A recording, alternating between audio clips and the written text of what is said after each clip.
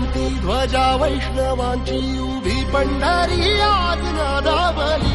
तुझे नाव ओठी तुझे रूप ध्यानी जीवाला तुझी आस गा लागली. जरी बाप साऱ्या जगाचा परी तू आम्हाले कराची विठू माऊली.